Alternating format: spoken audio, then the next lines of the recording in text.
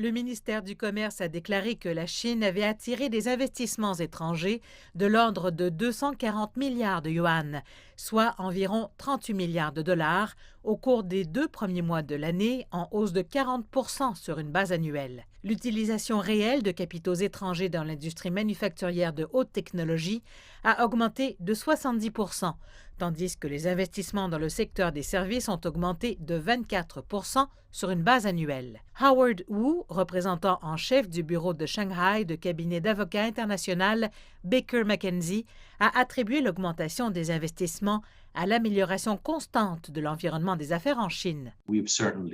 Nous avons certainement bénéficié d'un solide soutien de la part du gouvernement local, n'est-ce pas? En termes d'incitation fiscale plutôt que de soutien financier. Nous remercions de plus le Bureau de la justice.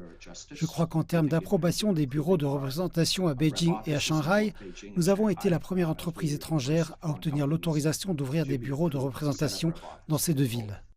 Selon le Bureau national des statistiques, près de 260 millions de personnes en Chine sont de la génération Z, c'est-à-dire qu'elles sont nées entre les années 1995 et 2009. Leurs dépenses représentent 13 de la consommation totale des ménages chinois. De nombreuses entreprises étrangères y voient un énorme marché avec un immense attrait pour la consommation. Nous avons investi dans les sports électroniques, les sports de plein air et d'autres domaines qui sont bien accueillis par les jeunes Chinois. À l'avenir, nous augmenterons nos investissements dans les plateformes de médias sociaux, dans l'espoir d'atteindre plus précisément les jeunes consommateurs chinois. Nous avons également beaucoup investi dans l'innovation des produits. Herbalife a établi son premier centre d'innovation de produits en Chine il y a 2 ans, avec un investissement total de 160 millions de yuan à Zhangjiang, Shanghai.